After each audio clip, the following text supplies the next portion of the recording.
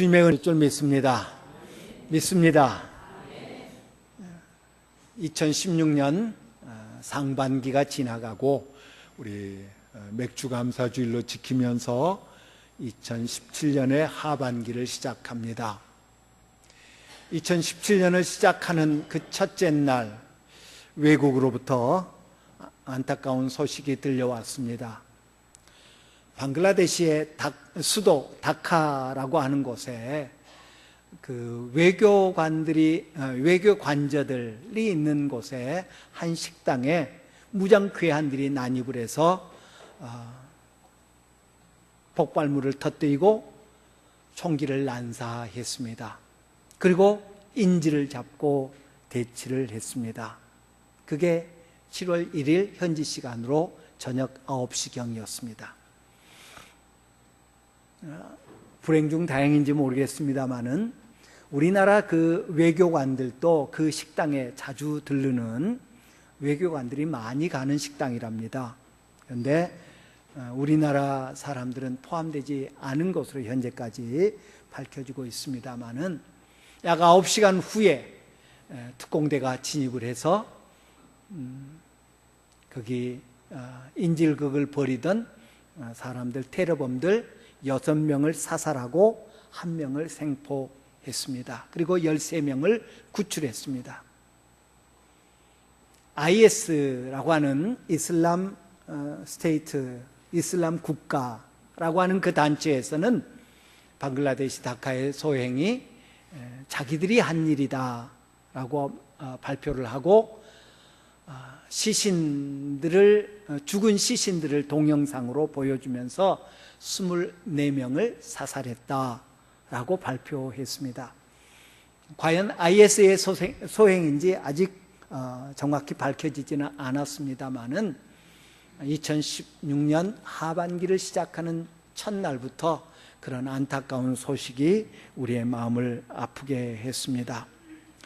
인터넷에 보면 그 인터넷 백과사전이라고 할 수 있는 위키드피아라고 하는 것이 있습니다.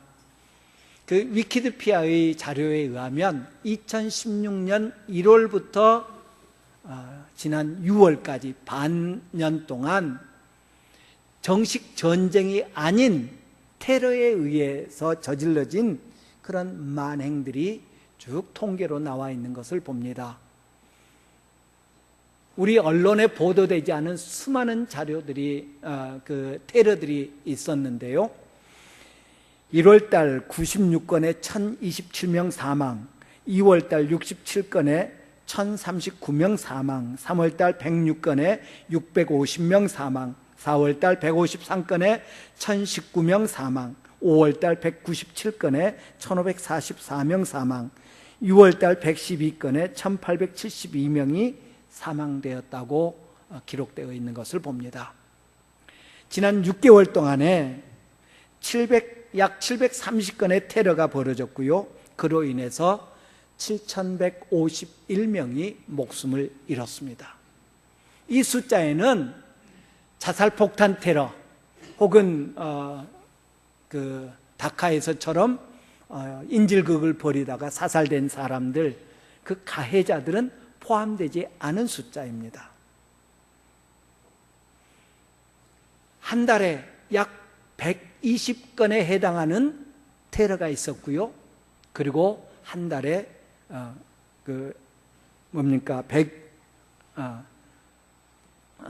1200명 정도의 희생자가 발생했습니다. 그러면 하루에 우리는 모르지만 약 40건의 테러가 세계 곳곳에서 벌어졌다라는 말입니다. 저 먼 어디 우주의 이야기가 아니라 우리가 밟고 살아가는 이 땅, 이 지구에서 공식 전쟁이 나라와 나라 사이의 전쟁이 아닌 테러에 의해서만 이런 엄청난 일들이 벌어지고 있습니다. 강 건너 불구경이라는 우리 속담이 있지요. 우리나라는 테러가 발생하기 힘든 그런 나라다. 저 외국 중동 혹은 그 이슬람 국가들 사이에서 벌어지는 일이다. 손 놓고 구경하는 것이 아니라 우리가 지금 현재 살고 있는 이 땅에 이런 일이 벌어지고 있다는 것을 우리는 깊이 생각해야 될 것입니다. 세상이 이런 상황 속에 이런 일들이 벌어지고 있는데 그 가운데서 우리가 지난 6개월 동안을 살아왔다라는 것을 생각하면서 하나님 앞에 감사의 기회를 삼아야 될 것입니다.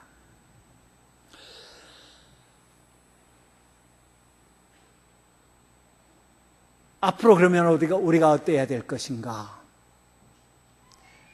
우리 복음성가 가사 중에 세상은 평화 원하지만 전쟁의 소문 끊임없다는 그런 가사말이 있습니다. 우리가 살고 있는 세상이 이런 만행들이 저질러지는 그런 세상이고요. 그리고 그것이 줄어들고 없어지고 할 가능성이 없어 보이기 때문에 더욱 안타까움이 있습니다. 그렇다면 이렇게 악한, 이렇게 위험한 세상 가운데서 우리가 어떻게 살아야 될 것인가?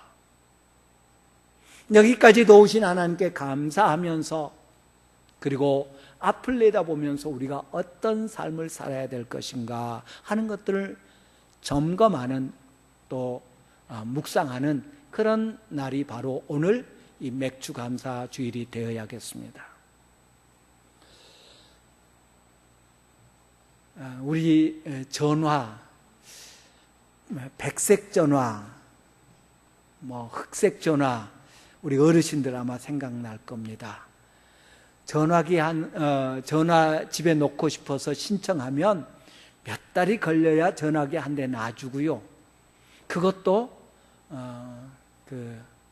지금은 KT가 됐지만 옛날 전화국 직원들한테 좀 이렇게 뒷돈 좀 얹어주면 조금 빨리 놔주고요. 그랬던 데가 불과 얼마 아닌 것 같습니다. 그러다가 무선 전화기가 등장했고요. 그래서 집에서 선이 없는 무선 전화기로 이 방에 전화기는 저 방에 있는데 이 방에서 거실에서 전화 받는 거 되게 신기해 했었습니다. 그런데 오늘날에는 초등학생들의 손에까지 스마트폰이 들려 있습니다. 애플이라고 하는 회사가 스마트폰을 대중화시키기 시작했고요. 아이폰이라고 하는 휴대전화를 세상에 내놓음으로 저게 될까? 저게 팔릴까 싶었는데 급격하게 스마트폰이라고 하는 전화기가 사람들 사이에 인기를 끌기 시작했고요. 먼저 개발은 했지만 시장에 내놓지 못하고 있었던 삼성전자가 스마트폰 시장에 뛰어들었고 그리고 세계에서 가장 스마트폰을 많이 파는 그런 회사로 도약을 했고요. LG전자 등이 그 뒤를 잇고 있습니다. 지금은 중국의 이제 스마트폰 회사들이 급격하게 치고 올라가서 우리나라 이 스마트폰 회사들이 위협을 받고 있는 그런 형편입니다. 한참 스마트폰이 세상에 나오기 시작할 때 신제품이 나올 때마다 뉴스거리가 됐습니다.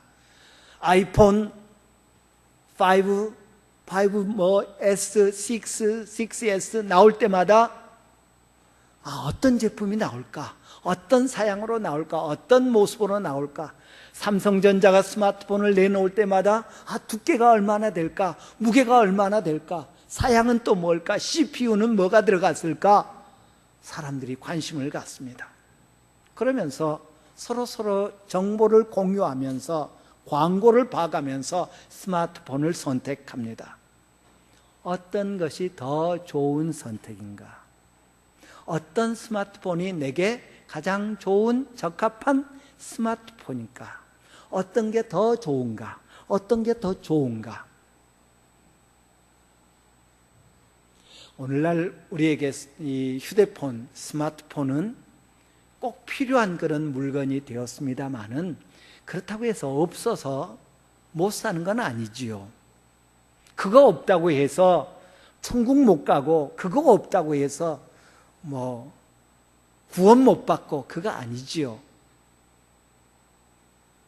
우리에게 일상생활을 하는 데 있어서 필요한 스마트폰을 고르는 데 있어도 어떤 게 더 좋은가? 어떤 게 더 좋은가? 어떤 게 내게 더 적합한가? 어떤 게 내게 더 유익을 줄 수 있을까? 이런 것들을 따져가면서 선택을 합니다. 이사야 선지자는 당시 이스라엘 백성들에게 그리고 오늘 우리에게 말씀합니다. 선택을 잘해라. 2016년도 지난 날들을 돌아보면서 또 앞을 내다보는 이 중간 지점에 와 있는 우리에게 2016년도 남은 기간 동안에 승리하기 위해서 선택을 잘해라. 더 나아가서 남은 인생이 성공적인 인생이 되기 위해서 선택을 잘해라 라고 말씀하고 있습니다. 선택을 잘하기 위해서는 비교를 잘해야 됩니다. 무조건 스마트폰 사기 위해서 판매하는 영업점에 가가지고 스마트폰 아무거나 하세요. 아마 그렇게 선택하는 사람 없을 겁니다. 화면 크기는 몇 인치인지, 이게 내게 적합한지, 나는 손이 작은데 요즘 큰 건 나와가지고 이거 한 손에 잡기 힘들어. 그러니까 내게는 조금 작은 게 더 좋아. 기능이 많은데 나는 그 기능 다 못 써. 그러니 좀 싸고 기능은 좀 적더라도 값싼 것이 내게 더 좋아. 등등의 나름대로의 어떤 선택 기준이 있어서 이 스마트폰을 비교해 가면서 스마트폰을 고르는 것이 우리네입니다. 아니면 아들에게, 딸에게, 야, 아빠 스마트폰 사려고 하는데 하나 골라봐라. 내가 쓰기에 적합한 것 하나 골라봐라. 글씨도 좀 큼직큼직하게 나오고 잘 보이는 거 하나 골라봐라 라고 말하기도 하지요. 세상을 살아갈 때 우리에게 편리를 가져다주는 스마트폰을 고르는데도 비교하고 따져보고 고르는데, 하물며 우리 인생을 결정짓는, 우리의 영혼까지를 결정짓는 그런 선택을 하는데 따져보고 비교해보지 않는다면 그것은 어려운 일이라고 할 수 있을 것입니다. 그래서 오늘 본문에서 이사야 선지자는 이스라엘 백성들을 향해서 그렇게 말합니다. 5절에 보면 너희가 나를 누구에게 비기며 누구와 짝하며 누구와 비교하여 서로 같다 하겠느냐. 너희들이 하나님, 여호와 하나님, 성경의 하나님을 누구와 비교하겠느냐. 그러면서 1절에 보니까 벨과 비교합니다. 느보와 비교하고 있는 것을 발견할 수 있습니다. 벨은 바벨론의 주신이었습니다. 술주자가 아니라 주주자, 주요 신이었습니다. 이 벨은 태양신입니다. 그래서 가장 으뜸되는 신이라고 여겼습니다. 바벨론의 왕 중에 벨사살 왕이 있죠. 이 벨이라고 하는 이름에서 따온 말입니다. 이스라엘 백성들이 바벨론으로 끌려갔을 때 다니엘이라고 하는 한 젊은 소년을 이 벨사살 왕이 벨드사살이라고 이름을 지어줬습니다. 역시 벨이라고 하는 이 신의 이름을 따온 것입니다. 느보라고 하는 신은 벨의 아들로서 지혜의 신, 교육의 신을 상징했습니다. 성경에 보면 바벨론의 왕 중에 느부갓네살, 바로 느보에서 이름을 따온 그런 호칭입니다. 다시 말해서 바벨론의 신, 여호와 하나님을 비교하고 있는 것입니다. 이스라엘 백성들에게 당시에 큰 혼란이 있었습니다. 우리는 전능하신 여호와 하나님, 창조주 하나님, 전능하신 하나님, 그 하나님을 섬기는 그 하나님의 백성이다라는 아주 큰 자부심을 가지고 살고 있었던 이스라엘 백성이 바벨론에게 망합니다. 바벨론에게 포로로 잡혀갑니다. 이상하다. 우리 하나님이 가장 위대한 하나님, 우리 하나님은 창조주 하나님, 우리 하나님은 못하실 것이 없는 전능하신 하나님이신데 이 이방 나라 하나님을 알지 못하는, 벨을 섬기고 느보를 섬기는 이 바벨론에게 우리가 포로로 잡혀오다니. 성전이 무너지고 예루살렘 성이 없어지고 하는 그런 환란을 겪으면서 벨신이 우리 하나님보다 더 큰가? 느보신이 우리 하나님보다 더 위대한가? 그런 혼란에 빠져 있었습니다. 그런 그들을 향해서 우리의 하나님과 벨, 느보와 한번 비교해봐라 라고 말씀합니다. 그러면서 견적으로 오늘 9절에서 뭐라고 말합니까? 나는 하나님이라 나 외에 다른 이가 없느니라. 나는 하나님이라 나 같은 이가 없느니라. 이는 벨과 하나님, 느보와 하나님을 비교해 본 결과 이스라엘 백성들이 도출해내는 결론이었습니다. 그렇다면 무엇을 비교해 보았습니까? 무엇이 비교가 됐습니까? 그 첫째는 이동입니다. 이방의 하나님, 이방의 신들, 벨을 비롯해서 이방 나라의 우상들, 우상신들은 스스로 움직일 수 없는 그런 존재다라는 것입니다. 옮겨주어야 했습니다. 반면에 하나님은 그들을 옮겨주신, 이스라엘 백성들을 옮겨주신 분이다. 옮김을 받아야 될 대상과 옮겨주시는 대상을 비교하고 있습니다. 1절에 보면 벨은 엎드려졌고 느보는 구부러졌도다. 그들의 우상들은 짐승과 가축에 실렸으니 너희가 떠매고 다니던 그들이 피곤한 짐승의 무거운 짐이 되었도다. 7절에 보면 그들을 들어 어깨에 메어다가 그의 처소에 두면 그것이 서 있고 거기서 능히 움직이지 못하며 그에게 부르짖어도 응답하지 못하며 고난에서 구하여 내지도 못하느니라 라고 우상신들을 이야기하고 있습니다. 지금 이사야 선지자는 하나님의 성령의 감동을 받아서 바벨론이 멸망할 때를 바라보고 있습니다. 그 강성했던 바벨론 제국이 메대와 바사 연합국에 의해서 패망하게 됩니다. 바사 왕 고레스 때에 바벨론이 망하게 됩니다. 다른 나라를 정복하고 다른 나라 백성들을 포로로 잡아왔던 바벨론 사람들이 이제 페르시아에 망하게 되어서, 바사 페르시아에 망하게 되어서 이제 포로로 잡혀가게 됩니다. 그럴 때 그들은 그들의 신을 어깨에 메고 갑니다. 술에 싣고 갑니다. 그들이 섬기던, 바벨론 사람들이 섬기던 벨이, 바벨론 사람들이 섬기던 느보가, 바벨론 사람들이 섬기던 우상들이 바벨론 사람들에게 짐이 되었다라는 것입니다.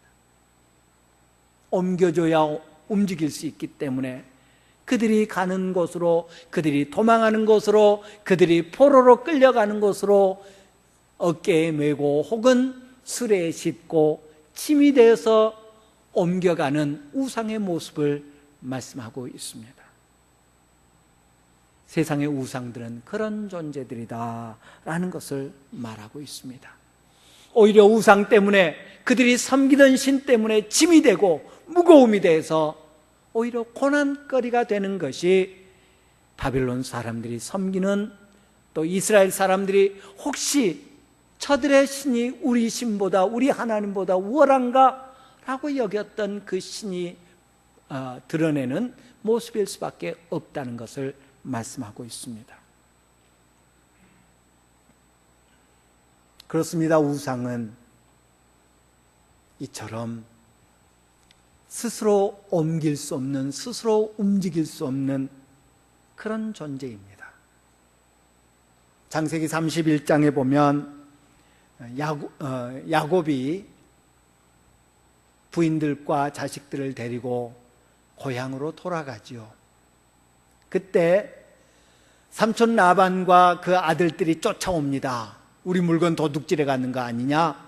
아닙니다. 내가 정정당당히 번 재산들을 가지고 갈 뿐입니다. 그런데 우리 집 드라빔이 없어졌다. 우리 가족신, 가족의 그 부적 같은 그런 신인 드라빔이 없어졌다. 찾아보십시오. 삼촌 것 단 하나도 내가 훔치지 않았습니다. 마음껏 찾아보십시오. 라헬이라고 하는 야곱의 아내가 그것을 훔쳐가지고, 부적이지요. 부적을 훔쳐가지고 말 안장 아래에 얹고 그 위에 올라타고 있습니다. 스스로를 구원할 수 없는 우상, 스스로를 숨길 수 없는 우상, 자기 스스로도 지키지 못하는, 그래서 누군가가 지켜줘야 되고 누군가 감추어줘야 되고 누군가가 보호해줘야 되는 세상의 우상들의 연약한 모습을 적실하게 보여주는 대목이 창세기 31장에 나와 있습니다. 이처럼 우상은 움직일 수 없는 존재다, 무능한 존재라는 말입니다.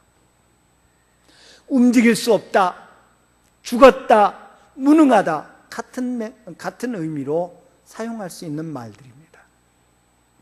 세상의 모든 우상들은 죽었고 움직일 수 없고 무능한 존재들입니다.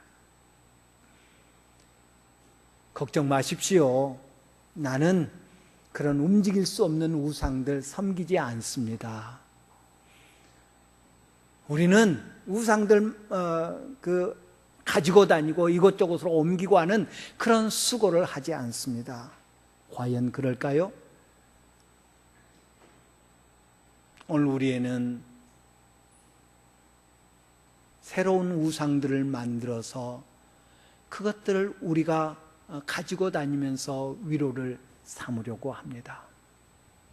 돈이라는 우상, 내가 가는 곳마다 가지고 가라. 가족이라는 우상, 자녀라고 하는 우상, 혹은 스포츠라고 하는 우상, 우리는 새로운 우상들을 만들어서 그것들이 내게 있어야, 내가 가는 곳마다 함께 가야 마음의 안정을 얻는다고 생각합니다. 마음이 편안하다고 생각합니다.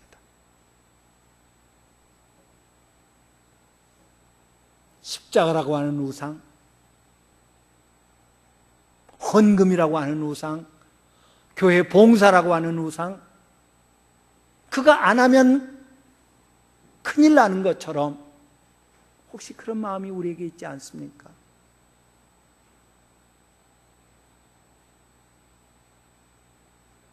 십자가에서 주님의 보혈을 보는 대신 십자가 보고 마음의 평안만 누리려고 하는 그런 모습은 혹시 있지 않습니까?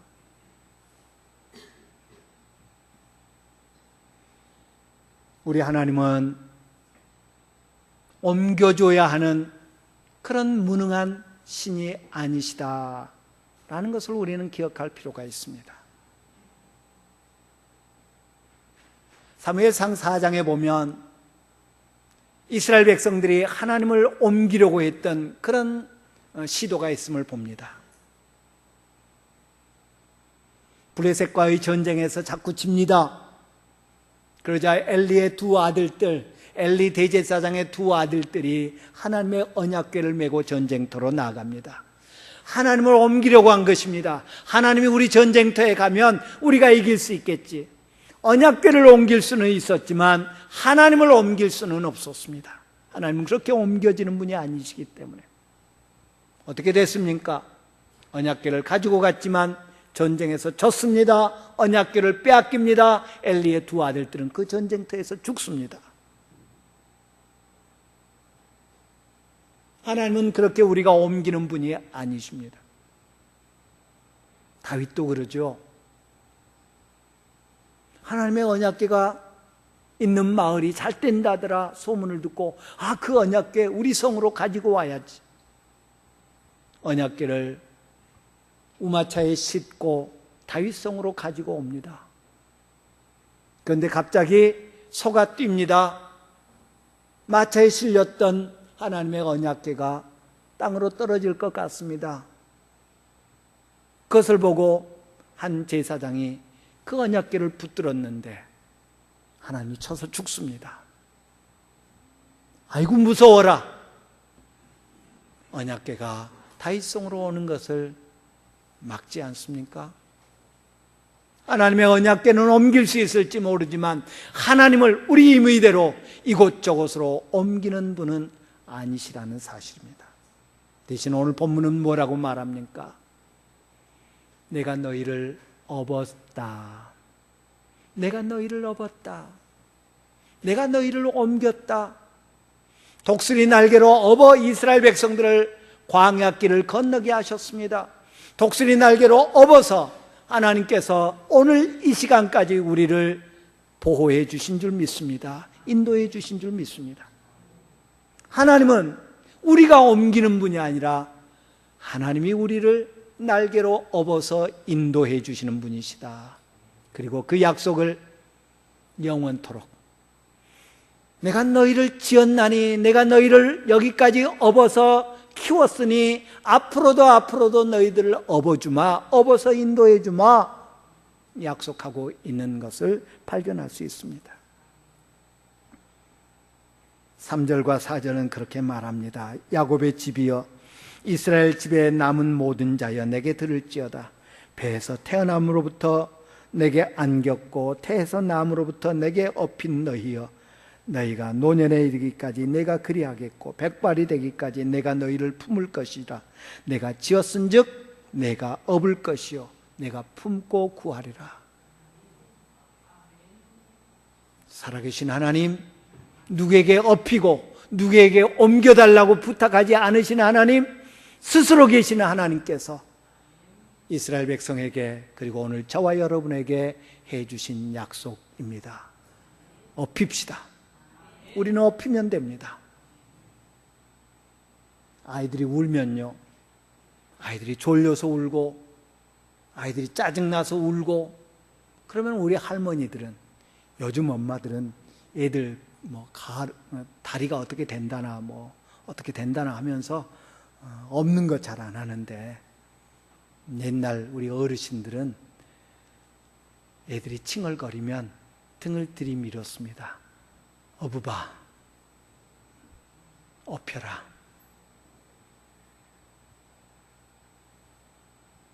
저희 아버님이요,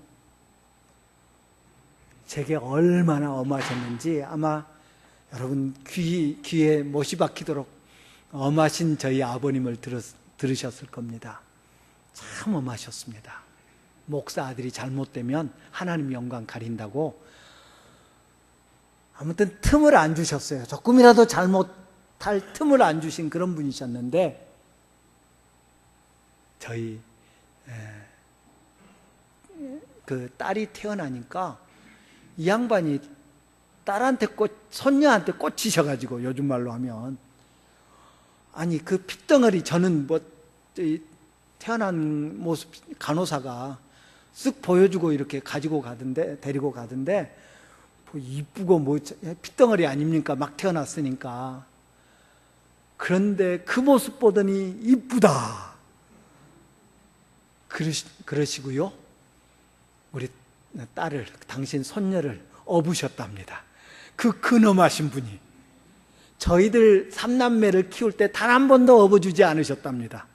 그런데 손녀딸을 업고 자장가를 불러주시면서 달랬다고. 그게 신기하셔가지고 저희 어머님이 사진을 찍으셨어요. 사랑의 표현이고요, 안심시키는 방법이고요, 돌보는 방법이 바로 없는 것이었습니다. 우리 하나님께서 오늘 이스라엘 백성들을 향해서 오늘 우리에게 말합니다. 사람들이 옮겨줘야 하는, 그래서 오히려 사람의 짐이 되는 우상을 선택하지 말고 업어서 안심시켜주고, 업어서 위로해주고, 업어서 달래주고, 업어서 인도해주는 하나님을 선택해라. 하나님을 의지해라. 비교해봐라. 어떤 것 선택할래? 남은 우리 2016년 하반기도, 아니 우리 평생토록 우리를 업어 인도해 주시는 하나님을 선택하는 우리 모두가 되기를 간절히 바랍니다. 두 번째로, 우상과 하나님을 비교해봐라. 세상 신들과 하나님을 비교해봐라. 그 이동수단, 이동에 대해서 비교했고요, 그리고 구원에 대해서 비교합니다. 7절에, 2절에 보니까 그들은 구부러졌고 일제히 엎드려졌으므로 그 짐을 구하여 내지 못하고 자기도 잡혀갔느니라. 우상은 스스로도 구원하지 못하고 잡혀간다. 7절에 보면 고난에서 구하여 내지도 못하느니라. 우상의 무능함을 말하고 있습니다. 바사왕 고레스가 바벨론을 멸망시킬 때에 바벨론이 섬기던 벨도, 바벨론이 섬기던 느보도, 지혜로운 신도, 능력의 신도 바벨론을 구원하지 못하더라라는 것입니다.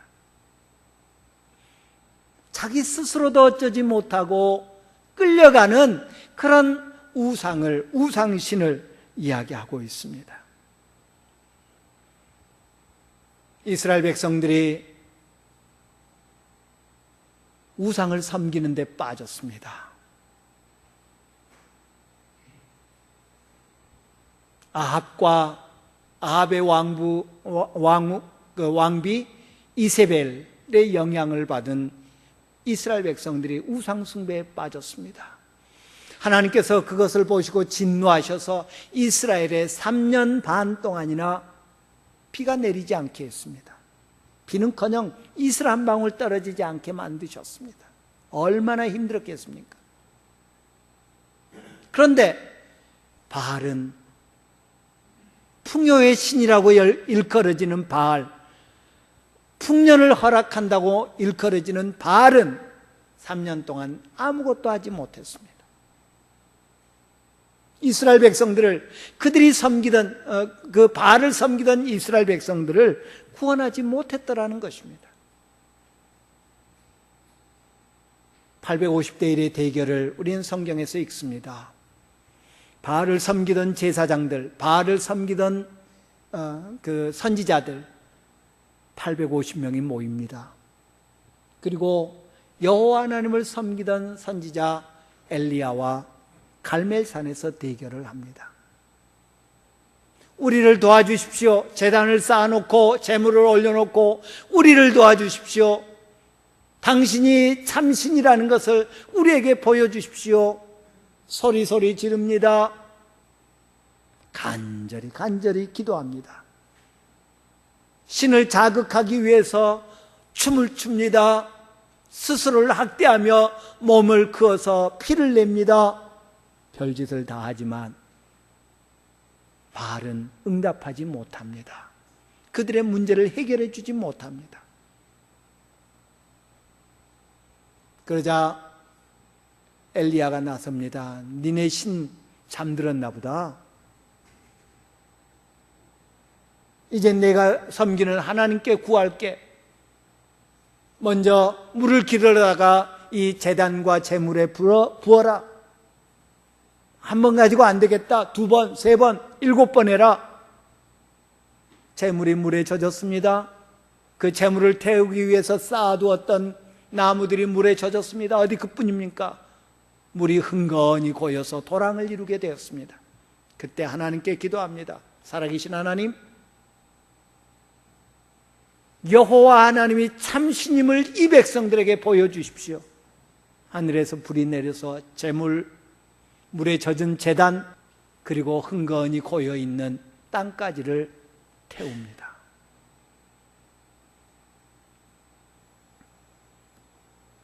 오늘 4절에 보면 다른 신들은 구하지 못하지만, 다른 우상들은 아무것도 할 수 없는 그런 존재들이지만 여호와 하나님은 말씀하십니다. 내가 품고 구하리라. 구하여 내리라.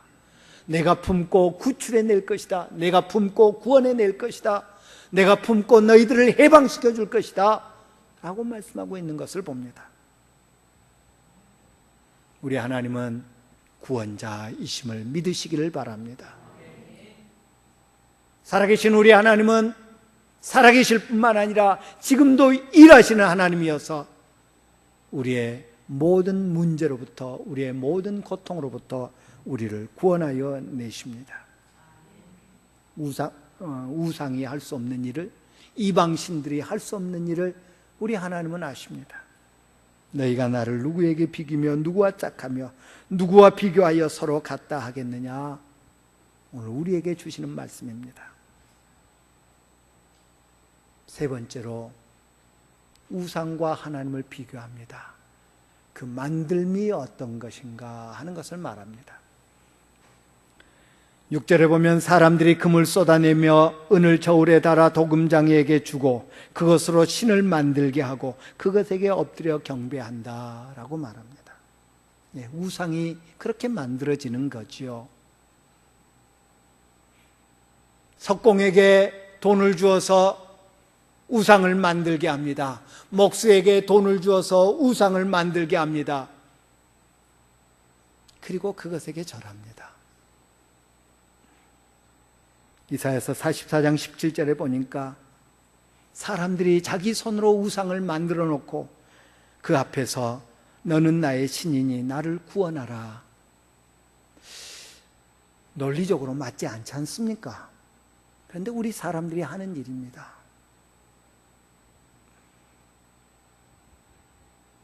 제가 결혼을 하고 신혼여행을 아주 짧게 했어요.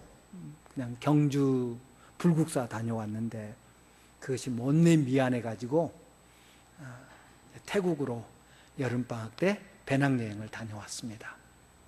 태국 갔는데 볼 거 있나요? 보이는 게 절이요, 보이는 게 불상. 한 번은 길을 가는데 이 불교 용품들을 파는 상점들이 쭉 나열돼 있더라고요. 그런데 거기서 참 재미있는 것을 발견했습니다. 그래서 사진 찍었었는데 워낙 오래된 일이라 사진을 못 찾겠습니다만은 불교 용품들을 쭉 파는데 가장 눈에 띄는 것이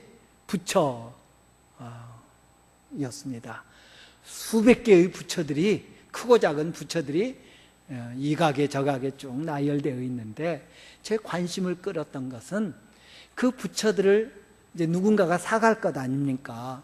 사갈 때 깨끗한 것, 좋은 모양으로 사갈 수 있도록 하기 위해서 그 진열해 놓은 부처들을 다 이렇게 쌓아놨어요. 쌓아놨는데 그냥 쌓아놓은 정도가 아니라 랩으로 이렇게 다 씌워놨더라고요. 그걸 보는 순간 얼마나 불쌍해요. 막 제 코가 막히는 것 같고 제가 숨을 못 쉬는 것 같고 우습기도 하고 불쌍하기도 하고 그렇더라고요. 우상이 바로 그런 것이구나. 수백 개의 부처들이 랩으로 쌓여서 누군가의 선택을 기다리면서 진열되어 있는 그런 모습, 아이러니하고 슬픈 일이었습니다.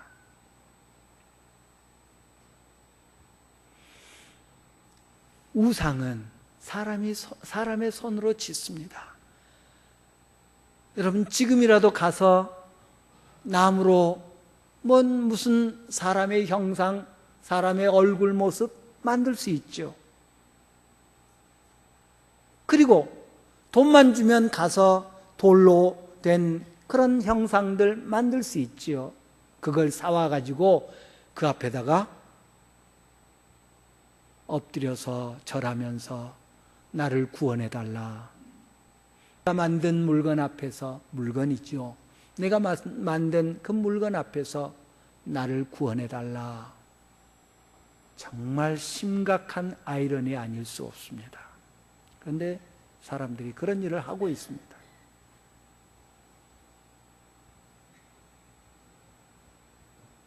반면에 하나님은 오늘 본문 4절에서 말합니다. 내가 너를 지었은즉, 내가 너를 지었은즉 이라고 말합니다.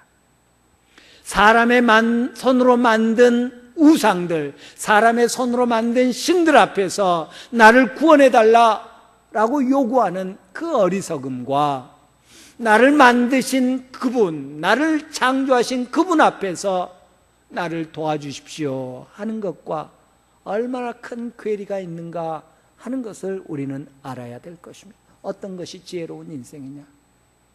어떤 선택을 하는 것이 지혜로운 선택이냐? 조금만 생각해 보면 자명한 일입니다. 2016년 전반기를 돌아보고 이제 2016년 후반기를 바라봅니다. 나는 누구를 믿고 의지해야 될 것인가? 나는 누구에게 도움을 구해야 될 것인가?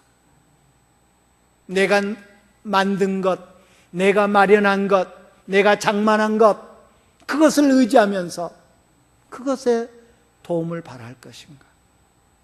아니면 나를 지으신 그분에게 도움을 구하는 인생이 되어야 될 것인가? 마지막으로 우상과 하나님을 비교해봐라. 우상은 기도를 들어줄 수 없지만 하나님은 우리 기도 들으시는 분이시다 라고 말씀합니다. 우상은 옮겨놓은 대로 그곳에 서 있습니다. 무능하다는 이야기입니다. 죽었다는 이야기입니다. 아무것도 할 수 없습니다. 아무리 공을 들여도, 아무리 지성을 들여도, 아무리 열심히 기도해도 우상은 우상입니다. 죽은 신은 죽은 신입니다. 무능한 신은 무능한 신입니다.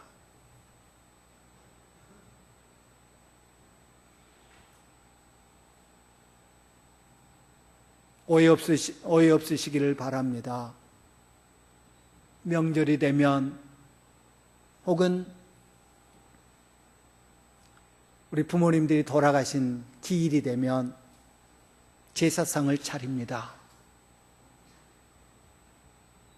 제사상 어떻게 차립니까? 여러 가지 격식에 맞춰서 유교적인 방법으로 차립니다. 저는 한 번도 안 차려봐가지고 잘 몰라서 잘 가르쳐 드리지 못해서 죄송합니다. 대신 제사상에 꼭 하는 것이 있습니다. 지방을 쓰지요. 우리 조상님이 귀신이 돼서 구천을 맴도는데 내가 죽어서 떠나온 집이 어디더라? 우리 아들들 사는 집이 어디더라? 몰라서 찾아오시라고. 이거 당신을 위해서 차린 것이니 이리 오십시오. 그 말입니다. 아니, 후손들이 어디 살고 있는지도 모르는 그 신에게 뭘 기대한다는 말입니까? 숟가락 들 힘도 없어서 이것 드십시오 하고 밥에다 숟가락 꽂잖아요. 그 귀신에게 뭘 기대한다는 말입니까? 우상은 그저 우상일 뿐입니다. 오늘 본문에 보면 무능한 존재다, 움직일 수조차도 없다, 죽었다. 따라서 우리가 아무리 정성을 들이고 아무리 기도를 한다고 해도 우상으로부터 응답받을 수는 없다, 우리에게 가르쳐 줍니다. 반면에 하나님은 살아계신 분이십니다. 살아계실 뿐만 아니라 일하고 계시는 분이십니다. 우리의 기도 듣기를 원하시고 우리의 기도에 귀 기울여 주시는 분이 하나님이십니다. 살아계신 하나님이십니다. 우리가 그의 뜻대로 구하면 응답하심하고 약속해 주신 분이십니다. 아까도 말씀드렸지만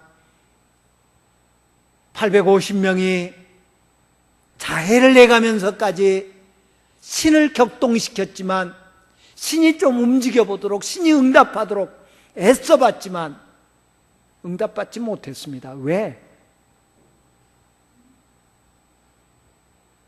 아무것도 할 수 없는 무능한 신이기 때문에, 죽은 신이기 때문에.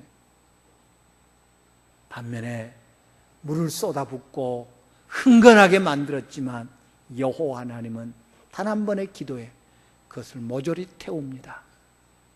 3년 반이나 비가 오지 않았던 그 땅에 큰 비의 소리를 들려주시고 응답해 주셨습니다. 야고보 사도는 야고보서에서 그 엘리야와 우리는 성정이 똑같은 사람이다. 엘리야에게 응답하신 살아계신 하나님은 오늘 우리에게도 동일하게 역사하신다고 가르쳐주고 있습니다. 2016년 상반기를 마감하고 17년 하반기를 바라봅니다. 지혜로운 사람은 선택을 잘하는 사람입니다.